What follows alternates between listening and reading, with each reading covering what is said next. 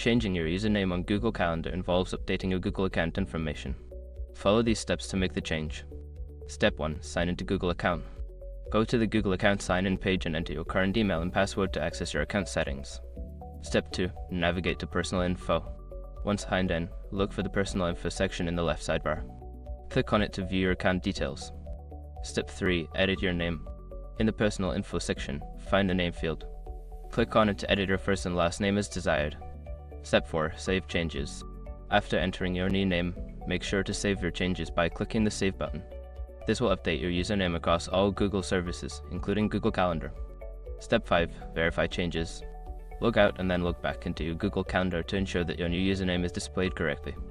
By following these steps, you can successfully change your username on Google Calendar. If you have any issues, consider checking Google Help resources for further assistance.